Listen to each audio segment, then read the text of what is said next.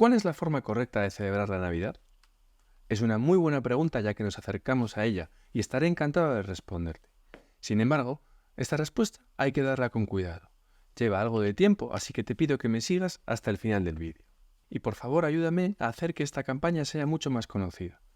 Dale me gusta y si es posible, haz una donación periódica en el enlace que aparece en la descripción.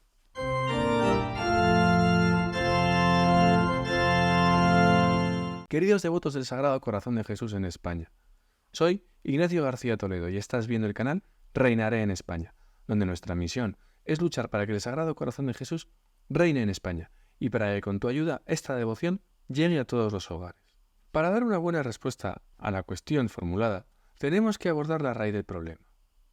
¿Cuál es el significado de la Navidad? ¿Qué significa la Navidad para los católicos? ¿Qué significa la Navidad para las poblaciones descristianizadas de hoy en día? Estarás de acuerdo conmigo en que hoy en día la Navidad no significa casi nada. Por desgracia, esa es la verdad, porque la fiesta de Navidad es la fiesta del nacimiento de Cristo, de la venida de Jesucristo a la tierra. En los tiempos en que la fiesta viva en nuestra sociedad, esta fiesta se celebraba solemnemente como una de las fiestas religiosas más importantes. Los católicos tenían convicciones, principios religiosos profundos. La doctrina católica era conocida y practicada por individuos, familias y naciones. Los católicos estaban convencidos y persuadidos de que la religión católica era la verdadera religión fundada por nuestro Señor Jesucristo. Así, la figura divina y humana de Cristo estaba en el centro de los corazones y de los pueblos. Esto podría llamarse catolicismo por convicción. Este catolicismo de convicción desarrolló tradiciones que se expresaron en costumbres, formas de hacer las cosas, formas de ser, formas de vivir. Es lo que llamamos tradiciones cristianas. Por ejemplo, las imágenes de Jesucristo crucificado estaban presentes en todos los hogares, juzgados y escuelas, no solo en las iglesias. Las coronas de los reyes tenían la cruz de Cristo en lo alto. Existía la convicción de que Jesucristo era el centro del mundo y de que el mundo tenía que adaptarse a él. Las leyes humanas no podían contradecir las leyes divinas. Si un rey o jefe de Estado promulgaba una ley a favor del divorcio o del aborto, esas leyes serían nulas y sin efecto. La blasfemia y el sacrilegio eran castigados por la ley y por los tribunales. Cuando había grandes fechas nacionales, la primera de las celebraciones era siempre la misa, siempre un acto religioso. Como el Estado era oficialmente católico, actuaba como un católico privado. ¿Qué hace un católico privado cuando hace un buen negocio, cuando obtiene una gran ventaja para su vida? Ordena una misa en acción de gracias. ¿Qué hace cuando pierde a un familiar? Hace celebrar una misa de requiem. ¿Qué hace cuando está en apuros?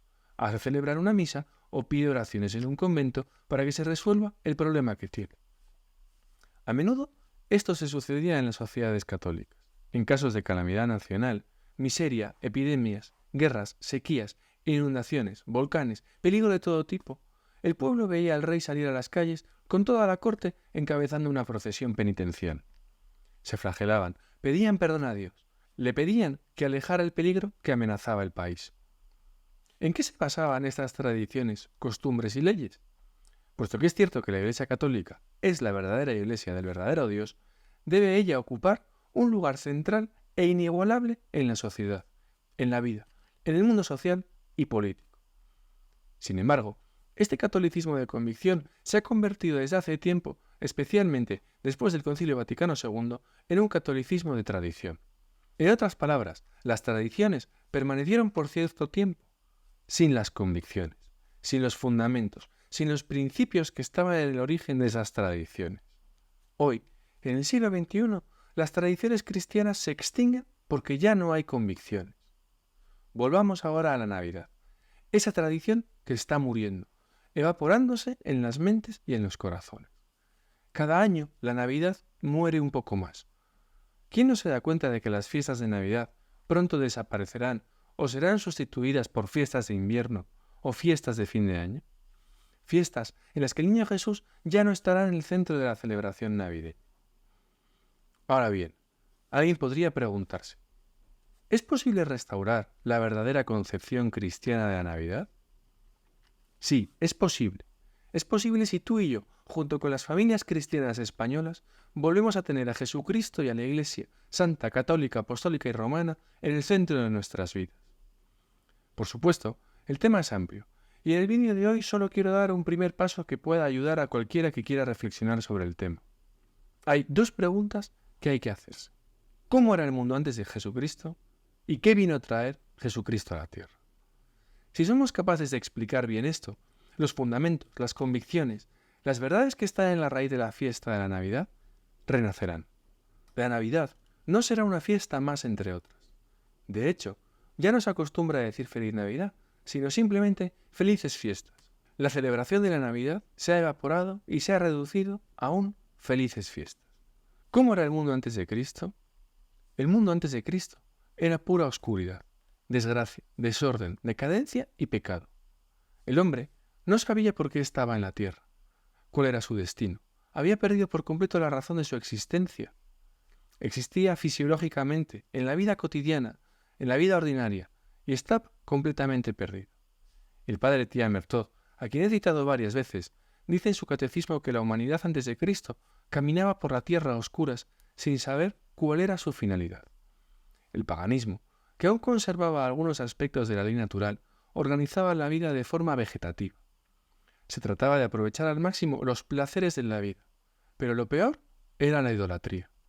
La idolatría era la moneda de cambio de las antiguas civilizaciones paganas anteriores a Cristo. Todo el mundo adoraba a ídolos. Cada pueblo tenía sus propios ídolos. En Roma estaba el Panteón, un templo dedicado a todos los dioses. Según el padre Todd, podemos imaginar a hombres de gran saber postrándose ante estatuas de bronce o un dios de mármol. Gente que adoraba a gatos, cigüeñas, bueyes, vacas. Los griegos y los romanos adoraban el fuego, las almas de sus antepasados o las estatuas de sus emperadores. Los egipcios, una civilización muy avanzada en muchos aspectos, adoraban bueyes o gatos, que eran considerados dioses. Los hindúes adoraban el fuego. La idolatría y la inmolación de víctimas humanas era una práctica habitual en este entorno. Y voy a dar un ejemplo extraído de un artículo de la revista de National Geographic. Se trata de un cementerio recientemente encontrado con los cuerpos de 140 niños asesinados en sacrificios rituales en Perú, en el Imperio Chimú, que dominaba la costa norte de Perú. Las fotos son absolutamente increíbles, ya que se sacrificaron niños y mujeres.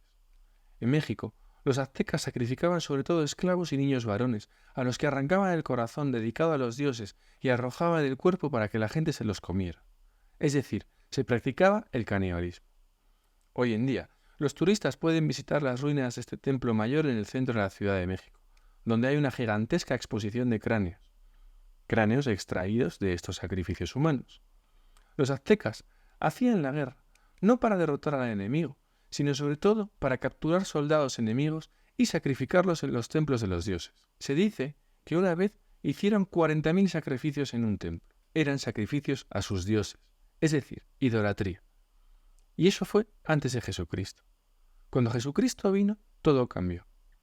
En ese mundo que no sabía para qué servía, los ídolos cayeron. De hecho, hay un relato, una visión, si no me equivoco, de Catalina Emmerich, que cuenta el viaje de la Sagrada Familia cuando huía a Egipto. Según la visión, las imágenes de los ídolos caían por donde pasaba el niño Jesús.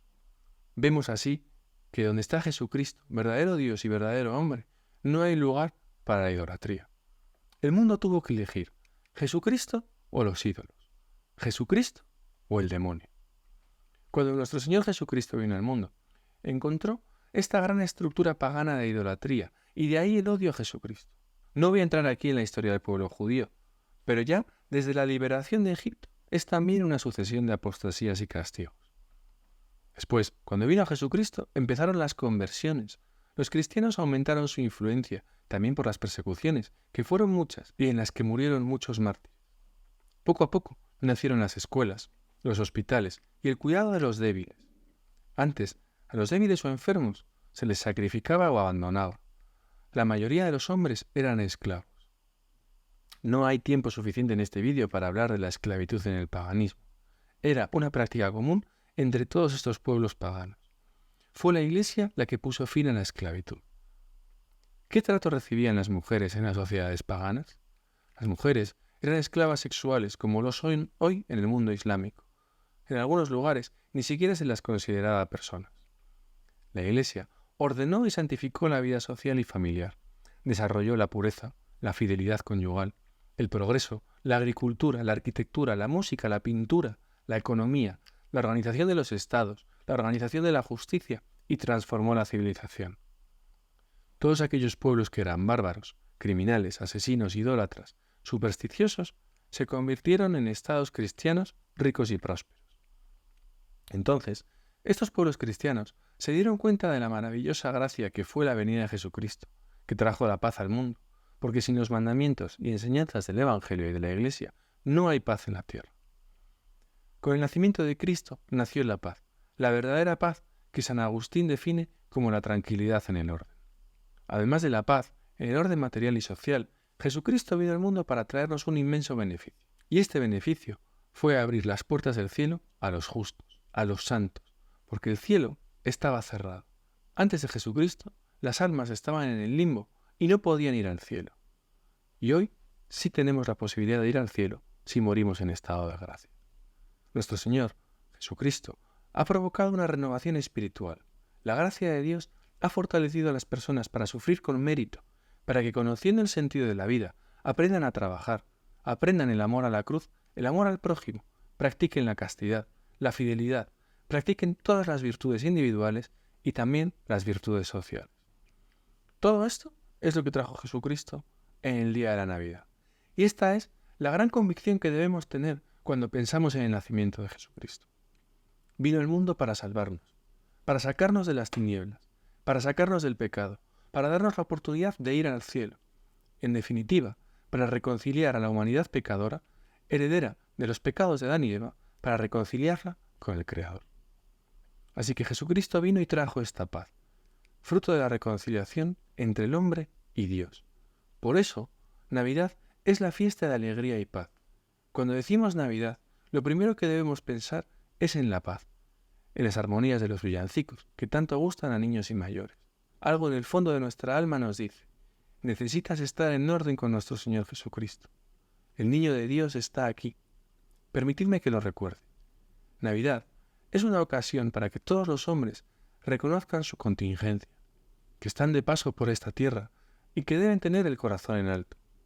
Es decir, pedir las gracias que necesitan a los sagrados corazones de Jesús y de María, por cuya intermediación Dios dispensa sus gracias.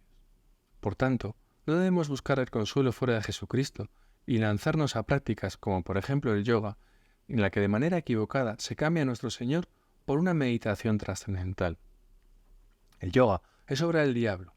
La práctica del yoga conduce al mal, dice el padre Gabriel Amor, exorcista del Vaticano. Por lo tanto, sin Jesucristo, estamos volviendo al tiempo de las tinieblas, de los falsos ídolos, del culto al demonio, de la vida sin la esperanza del cielo, porque todo se termina aquí y la vida eterna no existe. Pero resulta que después de la muerte viene la vida eterna, porque solo hay dos destinos finales, el cielo o el infierno, y nadie escapa a eso. Así que para terminar me gustaría aprovechar y decir dos cosas. Lo primero, aprovechad la Navidad para confesaros. Y segundo, padres, mucho cuidado con los regalos que hacéis a vuestros hijos. Hoy en día están apareciendo juegos electrónicos terroríficos, yo diría que casi demoníacos, donde aparecen monstruos y seres inspirados en el diablo. No aporta la alegría sobrenatural de la Natividad. Eso no da la alegría de Jesucristo. Elegid mejor, buscad mejor, evitad juegos electrónicos que no aportan nada espiritual ni sobrenatural. Muchas gracias por ver este vídeo y compártelo ya de tu Navidad, una ocasión para hacer un examen de conciencia. ¿Estoy realmente unida a nuestro Señor Jesucristo, a Nuestra Señora en esta Navidad? El corazón de Jesús vino para los pecadores, no solo por los justos, sino sobre todo por los pecadores. Por eso también es tiempo de pedir la misericordia al Sagrado Corazón de Jesús. Que el Sagrado Corazón de Jesús te bendiga, a ti, a tu familia, y cumpla todos tus deseos y te dé en esta Navidad mucha fuerza, valor, energía, resolución y verdadero amor al Sagrado Corazón de Jesús y al Inmaculado Corazón de María.